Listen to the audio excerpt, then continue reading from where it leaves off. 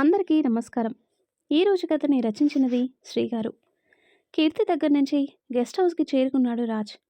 లోపలికొచ్చేసరికి అంజీ వాళ్ళ అమ్మతో ఫోన్లో మాట్లాడుతున్నాడు. రాజ్ని చూసి తర్వాత చేస్తానని ఫోన్ కట్ చేశాడు అంజీ. సార్, భోజనం తీసుకురమ్మంటారా? వద్దు, అక్కడ తినే వచ్చానులే అంటాడు రాజ్. "హ్మ్, ఒక్కరలా తినేయకపోతే నాకు కూడా తీసుకురావచ్చు కదా సార్. ఆ అమ్మాయి చేతి వంట చాలా రుచిగా ఉంటుంది" అంటాడు. "తీసుకురావటం దేనికి? నువ్వు కూడా నాతో పాటేరా. ఇద్దరం కలిసి భోజనం చేసి కిల్లి వేసుకొని వద్దాం" అంటాడు. "హా, అర్థమైందిలేండి. చూస్తే గయ్యాలలా కనిపిస్తుంది కానీ మనసు మంచిదే సార్. సరే, నీ చెల్లెలి నిశ్చితార్థం ఎప్పుడు?" "ఇంకో 3 డేస్లో ఉంది సార్." "ఓకే, నువ్వు రేపే బయలుదేరి వెళ్ళు. అక్కడ కార్యక్రమం అంతా పూర్తయిన తర్వాత రా" అంటాడు. "కానీ సార్, మీ ఒక్కరిని వదిలేసి అది 4 రోజులు అంటే 4 రోజులు నువ్వు లేకపోతే ఏమీ అయిపోదు. నేనేమీ చిన్నపిల్లాన్ని కాదు. నన్ను నేను చూసుకోగలను" అంటాడు. "సార్, నిజంగానే వెళ్ళమంటున్నారా?" "అవును, కీర్తి చెప్పింది నిజమే. నీకంటూ ఒక లైఫ్ ఉంటుంది కదా. నా కోసం ఆ సంతోషాలకి దూరంగా ఉండమని చెప్పటం కరెక్ట్ కాదు. వెళ్ళిరా, పర్లేదు" అంటాడు. "Thank you sir, thank you so much. ఈ విషయం తెలిస్తే ఇంట్లో ఎంత సంతోషిస్తారో. ఇప్పుడే ఫోన్ చేసి చెప్తాను" అంటాడు. "చెప్పటం ఎందుకు అంజీ? రేపు సరాసరి వెళ్ళి మీ అమ్మ ముందు నిలబడు. ఆవిడ సంతోషం నీ కళ్ళతో చూడొచ్చు." "నిజమే సార్, చెప్పకుండా వెళ్ళి సర్ప్రైజ్ చేస్తే ఇంకా బాగుంటుంది. కీర్తి మేడంకి థ్యాంక్స్ చెప్పాలి" అంటాడు. "పంపించేది నేనైతే దానికి థ్యాంక్స్ చెప్తానంటావేంట్రా? ఆవిడ చెప్పటం వల్లే కదా మీరు నన్ను పంపించటానికి ఒప్పుకున్నారు." రాజ్ నవ్వుతూ అక్కడే సోఫాలో నడుం వాల్చాడు. "రోజు రోజుకి తెగ నచ్చేస్తుందిరా. తన మాటలు, క్యారెక్టర్, హుందాతనం వేరే లెవెల్. అది మాత్రం నిజం సార్. ఆ పిల్ల మాట తీరు, నడవడిక చూస్తే మీలానే ఏ రాజవంశానికైనా చెందిన అమ్మాయేమో అనిపిస్తుంది. అంతెందుకు, ఆ పిల్ల మొహంలో ఆ రాజసం ఉట్టిపడుతున్నట్టే ఉంటుంది కదా సార్. పాపం ఇలా అనాథగా ఎందుకు మారిందో" అంటాడు అంజీ. రాజ్ ఆలోచిస్తూ అంజీ వైపు చూశాడు. "ముఖ్యంగా ఆ చేతి దెబ్బ ఉంది చూశారు. దెబ్బకి దిమ్మ తిరిగి బొమ్మ కనబడే రేంజ్లో ఉంటుంది." అంజీ మాటలకి నవ్వుతూ "అవునవును, ఆ విషయం నీకంటే బాగా ఎవరికి తెలుస్తుందిలే" అంటాడు రాజ్. "కొడితే కొట్టింది కానీ నా చెల్లెలు నిశ్చితార్థానికి మంచి చీర సెలెక్ట్ చేసింది. సరేలేండి, నేను బ్యాగ్ సర్దుకుంటాను. మళ్ళీ ఉదయం హడావిడిలో ఏమైనా మర్చిపోతే ఇబ్బంది పడాలి" అంటూ గదిలోకి వెళ్ళిపోయాడు అంజీ. రాజ్ నవ్వుకుంటూ అక్కడే పడుకుని కళ్ళు మూసుకున్నాడు.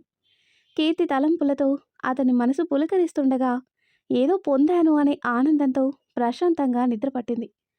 ఆ తర్వాత కట్ చేస్తే కీర్తి అతని మీద చూపిస్తున్న ప్రేమకి రాజ్ మనసు పూర్తిగా తన వశమైపోయింది.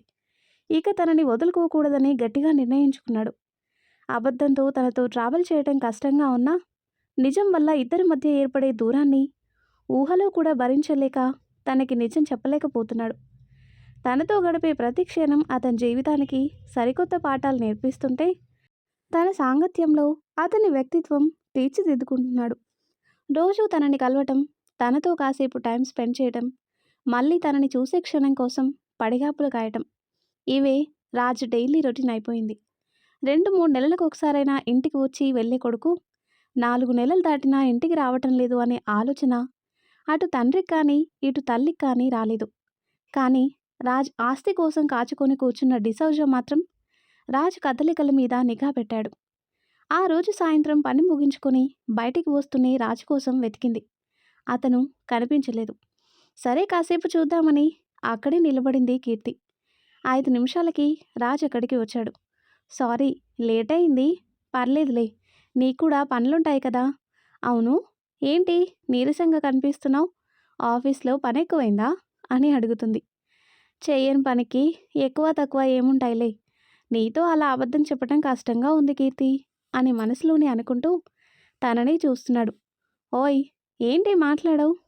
"ఆ ఆ, అవును, పని ఎక్కువైంది. చాలా హెడేక్గా ఉంది" అంటాడు. "అయ్యో, సరే ఇంటికి పదా" అంటూ బైక్ ఎక్కి కూర్చుంది. రాజ్ ఇంకేం మాట్లాడకుండా బైక్ స్టార్ట్ చేశాడు. దారిలో మెడికల్ షాప్ దగ్గర ఆపి టాబ్లెట్ తీసుకుని కీర్తి రూమ్కి వచ్చారు.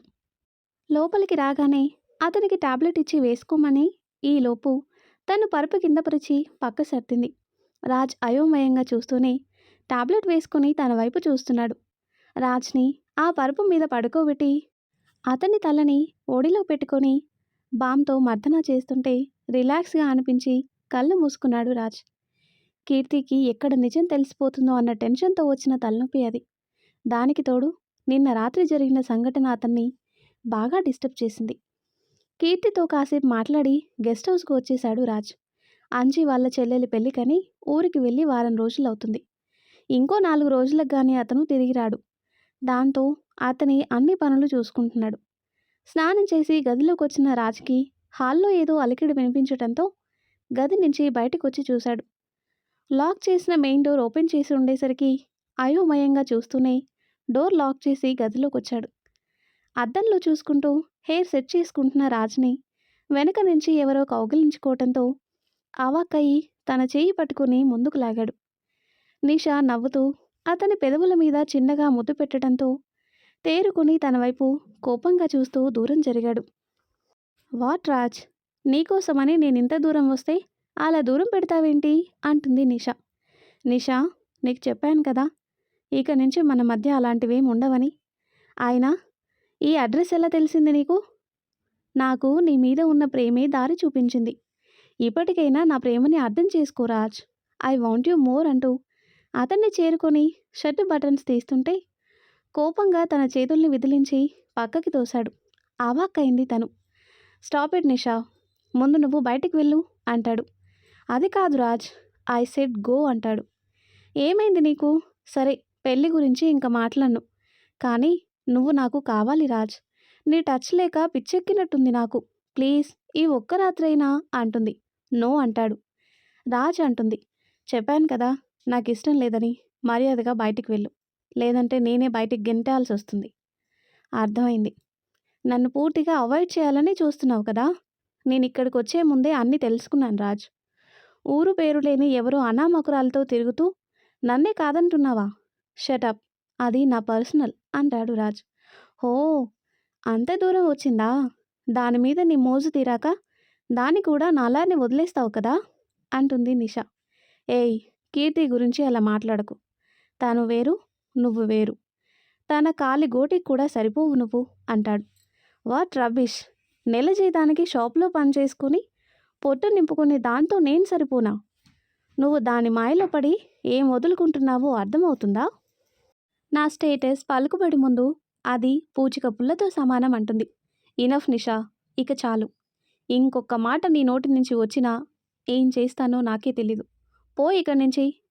వెళ్తాను, దాంతో ఎన్ని రోజులుంటావో నేను చూస్తాను అంటూ తన అహం దెబ్బతినటంతో కోపంగా చూస్తూనే అక్కడి నుంచి వెళ్ళిపోయింది నిషా. అలా జరిగింది గుర్తు చేసుకుంటూ కళ్ళు తెరిచి కీర్తిని చూశాడు. ఎలా ఉంది ప్రణయ్, తగ్గిందా? అంటాడు. సరే నువ్వు పడుకో, నేను వంట చేస్తాను అంటూ అతని తలని దిండు మీద పెట్టి లేచి కిచెన్లోకి వెళ్ళింది. రాజ్ లేచి కూర్చుంటూ తన వైపే చూస్తున్నాడు. నిషా కోపంగా వెళ్ళింది. అది గాని కీర్తిని కలిసి నిజం చెప్పేస్తే, ఓ గాడ్, దీని నుంచి ఎలా తప్పించుకోవాలి? లేదు, నిషా కీర్తిని కలవకుండా చూసుకోవాలి అని మనసులోనే మదనపడుతూ ఆలోచనలతో మునిగిపోయాడు రాజ్. ఆలోచనలతో మునిగిన రాజ్ని గమనిస్తూ దగ్గరికొచ్చి కూర్చుంది కీర్తి. ఏమైంది ప్రణయ్, ఏదైనా సమస్య అని తను అనునయంగా అడిగేసరికి తన వైపు చూస్తూ ఏం లేదని తలూపాడు. సరే, ఏమీ లేకపోతే ఓకే, కానీ ఏమైనా ఉంటే మాత్రం ఖచ్చితంగా నాకు చెప్పు. ఇక నుంచి నీలో నువ్వే నలిగిపోవాల్సిన అవసరం లేదు, నీకు నేనున్నాను కదా అంటుంది కీర్తి. కీర్తి మాటలకి తన కళ్ళల్లోకి చూస్తూనే ముందుకు వంగి తన పెదవులు అందుకున్నాడు. మొదట తను షాక్ అయినా ఆ ముద్దులో తన మీద ప్రేమ తెలుస్తుంటే కాదనలేక మౌనంగా అతన్ని హత్తుకుంది. 2 నిమిషాలు తన పెదవులు పెనవేసి వదిలిపెడుతూ తన కళ్ళల్లోకి చూశాడు. అతని కళ్ళలో శాంత్వన చేకూరేసరికి నవ్వుతూ అతని నుదుటి మీద ముద్దు పెట్టింది. నీ సమస్య ఏంటో నాకు తెలీదు, కానీ ఎక్కువగా దేని గురించి ఆలోచించకు. ఎలా జరగాలనుంటే అలా జరుగుతుంది అంటుంది. నీకో మాట చెప్పాలి కీర్తి అని అతను అనేసరికి ఏంటా అని అతని వైపే చూస్తుంది. తన కళ్ళలోకి చూస్తూ I love you, love you more, want you more, ఇంకేది వద్దు, నాకు నీతోనే ఉండిపోవాలి అనిపిస్తుంది. ప్లీజ్ నన్ను దూరం పెట్టొద్దు. భరించలేను కీర్తి అంటూ తనని హత్తుకున్నాడు. ఏంటి ప్రణయ్? నేనెందుకు దూరం పెడతాను? అసలు నీకు ఆ ఆలోచన ఎందుకొచ్చింది? అంటూ అతని తలని నిమురుతూ అడిగేసరికి మౌనంగా ఉండిపోయాడు రాజ్. అతని మొహాన్ని పట్టుకొని కళ్ళల్లోకి చూస్తూ, చూడు, నా ప్రాణం ఉన్నంత వరకు నీకు దూరం కాను. నన్ను నమ్ము. ప్లీజ్ నువ్విలా ఉంటే నాకు భయం వేస్తుంది. అసలేమైంది అని అడుగుతుంది కీర్తి. ఏం లేదు, రాత్రి పీడకలొచ్చింది. నాకు నువ్వు దూరమైపోతున్నట్టు. అందుకే అంటాడు. హో, కలా? కలకెవరైనా భయపడతారా? ఒక్క క్షణం ఏమైందో ఏంటో అని భయపడిపోయాను. ఇక ఆ కళ గురించి మర్చిపో. రేపు వినాయక చవితి కదా, పక్కనే వినాయకుడి విగ్రహం నిలబెడుతున్నారు. రేపు చాలా సందడిగా ఉంటుంది. ఎలాగో నీకు సెలవే కదా, ఉదయాన్నే వచ్చేసరేనా?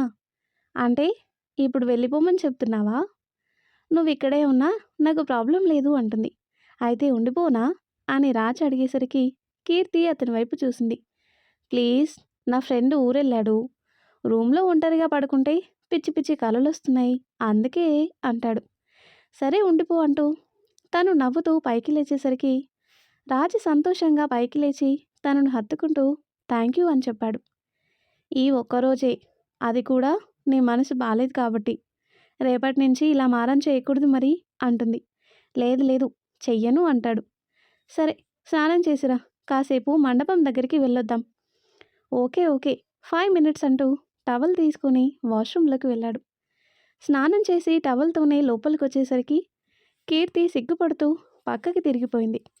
డ్రెస్ తీసుకెళ్ళటం మర్చిపోయాను అంటూ గదిలోకి వెళ్ళి ఇంతకు ముందు కీర్తి దగ్గర వదిలిపెట్టిన డ్రెస్ తీసుకుని వేసుకున్నాడు. ఆ తర్వాత కీర్తి స్నానానికి వెళ్ళింది. అక్కడే ఉంటే బాగోదని బయట కూర్చొని తన కోసం వెయిట్ చేస్తున్నాడు. తను ఎంతసేపటికి రాకపోయేసరికి గదిలోకి వచ్చి చూసిన రాజ్కి డ్రెస్సు జిప్ అందక అవస్థలు పడుతూ కనిపించింది కీర్తి. నవ్వుకుంటూ దగ్గరికొచ్చి జిప్పు పైకి లాగేసరికి ఉలిక్కిపడి అతని వైపుకు తిరిగింది. అంత కష్టపడి బదులు నన్ను పిలవచ్చు కదా?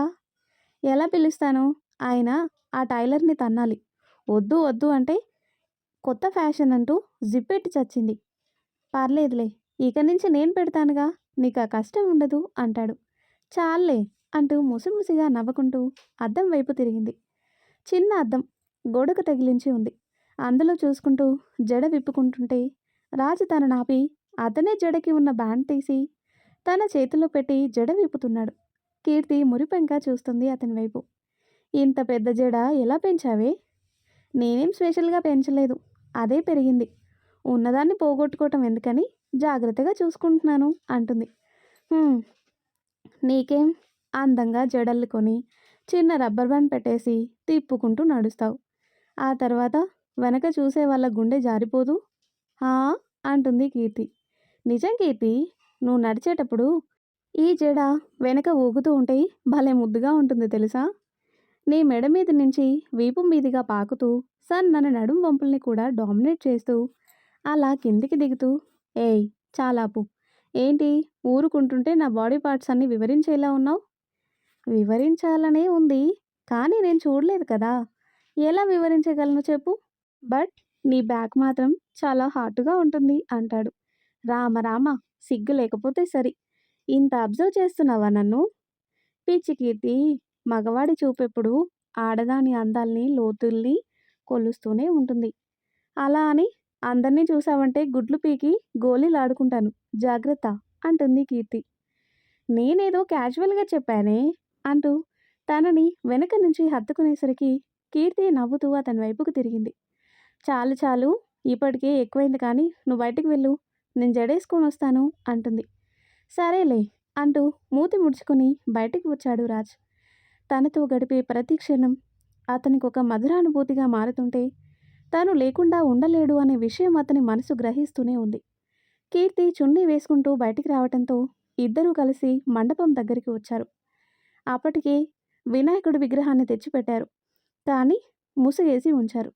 రేపు ఉదయం ముహూర్తం సమయానికి ముసుగు తీసి పూజ ప్రారంభిస్తారు. చిన్నపిల్లలు, అబ్బాయిలు, అమ్మాయిలు చాలామంది అక్కడ చేరి సందడి చేస్తుంటే సరదాగా అనిపించింది రాజ్కి. అతనెప్పుడు అలాంటివి చూడలేదు. ఒకసారి స్కూల్ ఫ్రెండ్ వినాయక చవితి అని వాళ్ళ ఇంటికి పిలిస్తే వెళ్ళాడు.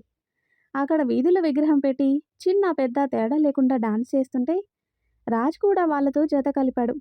అప్పుడే వాళ్ళమ్మకి విషయం తెలిసి అక్కడికొచ్చి అందరి ముందు తన ఫ్రెండ్‌ని అవమానించి రాజ్‌ని అక్కడి నుంచి తీసుకువెళ్ళిపోయింది. ఆ సంఘటన తర్వాత ఆ పిల్లాడు రాజుతో మాట్లాడనే లేదు. పాపం. రాజు ఇంటికెళ్ళి క్షమాపణ చెబితే, "మీరు పెద్దోళ్ళు బాబు. మాలాంటి వాళ్ళతో స్నేహం చేయకండి. ఏదో కింద మీద పడి మా వాడిని కార్పొరేట్ స్కూల్‌లో చదివించుకుంటున్నాం. నువ్వు మా వాడితో తిరిగితే మీ అమ్మ వీడిని అక్కడ చదవనివ్వదని వార్నింగ్ ఇచ్చారు. దయచేసి వాడి భవిష్యత్తు నాశనం చేయొద్దు" అని వేడుకున్నారు. దాంతో రాజు మళ్ళీ ఆ పిల్లాడి దగ్గరికి వెళ్ళలేదు. ఇలా రాజు ప్రతి ఆనందంలోనూ అతని స్టేటస్ అడ్డుపడుతూ ఉండేసరికి చిన్న చిన్న ఆనందాల్ని కూడా కోల్పోయాడు. ప్రణయ్ అని కీర్తి పిలిచేసరికి ఆలోచనల నుంచి తేరుకొని తన వైపు చూశాడు. అప్పటికే అక్కడ డీజే పెట్టి అందరూ డాన్స్ చేస్తూ రంగులు పూసుకుంటున్నారు. కీర్తి నవ్వుతూ అతని మొహం మీద రంగులు పూసి ఆ గుంపులోకి పరిగెత్తేసరికి రాజ్ తన వెనకే వెంబడించాడు. అందరూ డాన్స్ చేయమని గోల చేసేసరికి ఇద్దరు కూడా వాళ్ళతో కలిసి ఆడుతూ సంతోషంగా గడుపుతున్నారు. ఆ డాన్స్ మధ్యలోనే రాజు రంగులు తీసేసరికి కీర్తి అతని నుంచి దూరంగా పారిపోయింది. తననే వెంబడిస్తూ చాలా దూరం పరిగెత్తిన రాజ్ ఒక ఇరుకు సందులో తనని పట్టుకుని ఆపాడు. ఆయాసపడుతూ అతని వైపు చూస్తున్న తనని చూస్తూ నుదుటి మీద నుంచి రంగు అలుముతూ ముక్కు పెదవులు గడ్డం దాటి తన మెడ మీదకి చేరిన అతని చేతుల్ని అక్కడే పట్టి ఆపేసింది. రాజ్ నవ్వుతూ చేతిని తీసేస్తూ తన నడుం పట్టుకుని దగ్గరికి తీసుకున్నాడు. ఒకరి కళ్ళల్లోకి ఒకరు చూసుకుంటూ తన్మయత్వంలో మునిగిపోయారే కానీ వీళ్ళ క్లోజ్నెస్ని ఒకరు కెమెరాలో బంధిస్తున్నారు అనే విషయాన్ని గమనించుకోలేదు. కీర్తికి రంగులు పూస్తూ తన నడుం పట్టుకుని దగ్గరికి తీసుకున్నాడు రాజ్. ఇద్దరూ సంతోషంగా ఒకరి కళ్ళల్లోకొకరు చూసుకుంటూ పిల్లల అరుపులు వినిపించటంతో తేరుకొని దూరంగా జరిగారు. ఇంతలో పిల్లలంతా ఆ సందులో దూరుతూ రంగులు విసురుతుంటే వాళ్ళ నుంచి తప్పించుకొని పక్కకొచ్చేశారు ఇద్దరు. అలా ఆ వీధి చివరున్న చెరువు దగ్గరికి వచ్చి కూలబడ్డారు. ఒకరిని చూసి ఒకరు నవ్వుకుంటూ వెన్నెల వెలుగులో రంగులతో మెరుస్తున్న తన మోముని చూస్తూ దగ్గరికి జరిగాడు రాజ్. అతను మీదికి వంగేసరికి చేతిని అడ్డం పెట్టింది. "మనం బయటున్నాం. ఆ విషయం మర్చిపోయావా?" అని కీర్తి అడిగేసరికి చుట్టూ చూస్తూ పక్కకి జరిగి కూర్చున్నాడు. "ఇప్పుడు ఓకేనా? నీ మనసు కుదుటపడిందా?" అంటాడు. "హ్మ్" అంటుంది కీర్తి. "థ్యాంక్స్ కీర్తి. నా లైఫ్లో నేనెప్పుడూ ఇంత సంతోషంగా లేనేమో. కానీ ఈ సంతోషాన్ని కూడా మనస్ఫూర్తిగా ఆస్వాదించలేకపోతున్నాను" అంటాడు.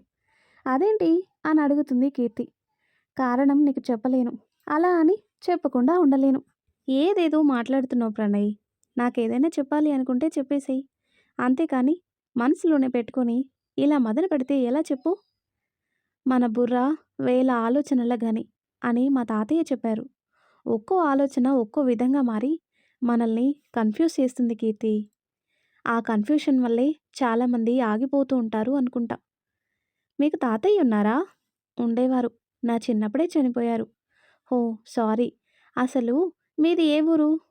నీ వాళ్ళు ఇంకెవరైనా ఉన్నారా? నాకెప్పుడూ చెప్పలేదు కదా, అందుకే అడిగాను" అంటుంది కీర్తి. రాజ్ తన వైపు చూశాడు. కానీ ఏ సమాధానం చెప్పకపోవడంతో కీర్తి ఇంకేం మాట్లాడలేదు. చాలాసేపు ఇద్దరూ అక్కడే కూర్చుని ఇంటికి వచ్చారు. రంగులు పట్టంతో మరలా స్నానం చేసి కీర్తి వండిన భోజనం తినేసి పడుకున్నారు ఇద్దరు. కీర్తి గదిలో చాపేసుకొని పడుకుంటే పక్కనే రాజ్ పరుపు మీద పడుకున్నాడు. కానీ అతని కంటికి నిద్ర పట్టడం లేదు. కీర్తి రూపాన్ని కళ్ళల్లో నింపుకుంటూ ఎప్పటికో నిద్రపోయాడు. ఆ తర్వాత కట్ చేస్తే అంజి వాళ్ళ చెల్లెలి పెళ్లి హడావిడిలో బిజీగా ఉన్న ఎప్పటికప్పుడు రాజు యోగక్షేమాలు తెలుసుకుంటున్నాడు. ముందు రోజే మొత్తం సారితో తన చెల్లెల్ని అత్తారింటికి పంపించడంతో ఆ రోజు రాత్రే బయలుదేరి ఉదయానికి గెస్ట్ హౌస్కి చేరుకున్నాడు. రాజ్ కీర్తి దగ్గరే ఉండిపోవడంతో వాచ్మెన్ దగ్గర కీస్ తీసుకుని లోపలికి వచ్చి ఫ్రెష్ అయ్యి రిలాక్స్గా కూర్చున్నాడు. అప్పుడే వాచ్మెన్ పేపర్ తెచ్చి అంజీ ముందు పెట్టి వెళ్ళిపోయాడు. టిఫిన్ తీసుకురమ్మని అతనితో చెప్పి పేపర్ చేతిలోకి తీసుకున్న అంజీకి కంగారుతో చెమటలు పట్టాయి. రాజ్ కీర్తి కలుసున్న ఫొటోస్ ఫస్ట్ పేజ్లోనే పబ్లిష్ అయ్యేసరికి అంజీ కంగారుగా రాజ్ నెంబర్కి కాల్ చేశాడు. నిద్రలో ఉన్న రాజ్ కళ్ళు తెరవకుండానే ఫోన్ లిఫ్ట్ చేసి చెవి దగ్గరే పెట్టుకున్నాడు. "హలో సార్, సార్ కొంపలు అంటుకున్నాయి సార్." అయితే ఫైర్ ఇంజిన్‌కి ఫోన్ చేయరా? నాకెందుకు చేశావు? అంటుకుంది మీ కొంపే. ఎక్కడున్నారు మీరు? నేను కీర్తి దగ్గరున్నాను. ఏమైంది? ఏమైంది అంటారేంటి? నిన్నంతా మీరు కీర్తితో కలిసి ఉన్న ఫోటోస్ అన్నీ లోకల్ పేపర్‌లో పబ్లిష్ అయ్యాయి. దెబ్బకి నిద్రంబత్తంతా పోయి వాట్ అని అరుస్తూ లేచి కూర్చున్నాడు. అతని అరుపులకి కీర్తి కంగారుగా లోపలికి వచ్చింది. ఏమైంది ప్రణయ్? ఎందుకలా అరిచావు? ఏం లేదు. ఫోను ఫ్రెండ్‌కేదో సమస్య అంట అంటూ బయటికొచ్చేశాడు. ఏమంటున్నావురా? నిజం సార్. పేదింటి అమ్మాయి ప్రేమలో కోటీశ్వరుడు అని పెద్ద క్యాప్షన్ కూడా పెట్టారు. ఇది కాని కీర్తి మేడం చూసిందంటే అంతే సంగతులు. భయపెట్టకురా. ఇప్పుడేం చేయాలి? ఆల్రెడీ ఈ టౌన్ మొత్తం పేపర్ పబ్లిష్ అయిపోయి ఉంటుంది. ఇప్పుడేం చేయగలను సార్? ఒక్కటే దారుంది. తను చూసేలోపు మీరే నిజం చెప్పేయండి. అంతకు మించి ఇప్పుడేం చేయలేం అంటాడు అంజి. ముందు ఆ న్యూస్ పబ్లిష్ చేసిన వాడి మీద యాక్షన్ తీసుకోవాలంజీ. నా పర్సనల్ లైఫ్‌లో ఇన్వాల్వ్ అవ్వటానికి వాడెవడు? ముందు నువ్వు ఆ పత్రిక ఆఫీస్‌కెళ్ళు. ఓకే సార్ అంటూ ఫోన్ కట్ చేశాడు అంజి. ఏం చేయాలో అర్థం కావటం లేదు రాజ్‌కి. తను పేపర్ చదవదు. కాబట్టి కొంత సమయం దొరికినా తనకి తెలిసిన ఎవరో ఒకరు ఆ పేపర్ చూసి తనకి చెబితే నిజం తెలిసిపోతుంది. ఈ సిట్యుయేషన్ నుంచి ఎలా బయటపడాలో అర్థం కాక సతమతమవుతున్న రాజ్‌కి కీర్తి పిలుపు వినిపించి పక్కకి తిరిగి చూశాడు. ప్రణయ్, ఫ్రెష్ అయ్యిరా. గుడికి వెళ్ళొద్దాం. గుడికా? ఇప్పుడెందుకు? ఈరోజు వినాయక చవితి కదా! ఇద్దరం కలిసి దర్శనం చేసుకొనొద్దాం. దానికి గుడికెళ్ళాల్సిన అవసరం ఏముంది? నాకిక్కడే దర్శనం అవుతుంది. హా? ఏం మాట్లాడుతున్నావు? అంటుంది కీర్తి. ఇక లాభం లేదు. ఏదైతే అదయింది. కీర్తికి నిజం చెప్పేస్తాను అనుకుంటాడు. ప్రణయ్ అంటూ తన భుజం పట్టుకుని కదిపేసరికి తన వైపు చూశాడు. నువ్వు రెడీ అయ్యుండు. నేనొక పావుగంటలో వచ్చి గుడికి తీసుకువెళ్తాను. సరే త్వరగా రా అంటుంది. అలాగే అంటూ అక్కడి నుంచి వెళ్ళిపోయాడు. కీర్తి రెడీ అయి కొత్త లంగా ఓని కట్టుకుని జడ నిండుగా అల్లుకుంది. కాసేపటికి రాజ్ రావటంతో బయటికి వచ్చింది. తనని చూస్తూనే మంత్రముగ్ధుడై కన్నార్పకుండా ఉండిపోయాడు. కీర్తి సిగ్గుపడుతూ అతని ఎదురుగా నిలబడింది. బావున్నానా? అంటుంది.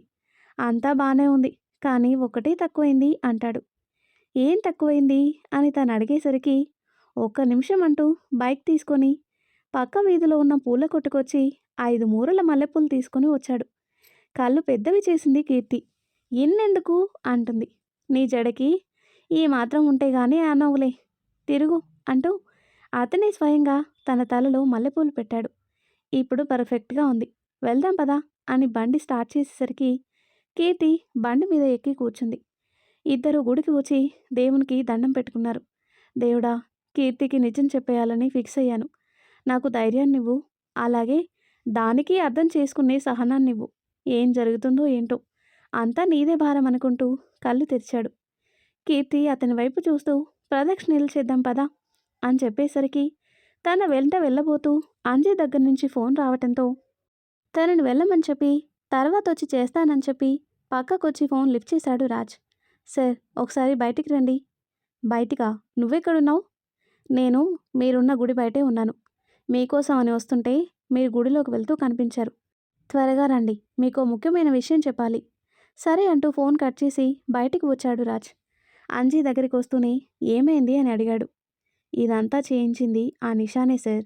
ఆ ఫోటోగ్రాఫర్కి డబ్బులిచ్చి మీ ఫోటోలు పబ్లిష్ చేయమని చెప్పిందంట. అనుకున్నాను ఇది ఇలాంటి తిక్క పనులేవో చేస్తుందని. ఛ! వద్దు అంటున్నా వెనకపడి చంపుతుందేంట్రా అంటాడు రాజ్. తమరు జరిపిన రాసలీలలు అలాంటివి మరి. మీకు బాగా అడిక్ట్ అయిపోయింది సార్. రేయ్, ఇప్పుడు ఆ టాపిక్ అవసరమా? కీర్తికి నిజం చెప్పేద్దామని డిసైడ్ అయ్యాను. మంచి డెసిషన్ సార్. ఈ టెన్షన్ మనం భరించలేం కానీ నిజం చెప్పేయండి. ఏదైతే అదవుతుంది. "హ్మ్, కానీ తను నన్ను దూరం పెడితే భరించలేనురా. సార్, మీ అంతట మీరే నిజం చెబితే అర్థం చేసుకునే అవకాశం ఉంది. కాదు అని వేరొకరి ద్వారా నిజం తెలిస్తే ఖచ్చితంగా మీరు మోసం చేశారని అనుకుంటుంది. వెళ్ళి ముందు నిజం చెప్పేయండి" అంటాడు. రాజ్ సరే అంటూ వెనక్కి తిరిగేసరికి కీర్తి అతని వైపు వస్తూ కనిపించింది. అంజీని, రాజ్ని మార్చి మార్చి చూస్తుంటే తనకి డౌట్ వచ్చిందేమో అని నవ్వుతూ తన వైపు చూశాడు రాజ్. అదే కీర్తి, నువ్వు తన చెల్లెలకి చీర సెలెక్ట్ చేసావు కదా! రీసెంట్‌గానే తన చెల్లెలి మ్యారేజ్ అయిందంట. నీకు థ్యాంక్స్ చెప్దామని వచ్చాడు.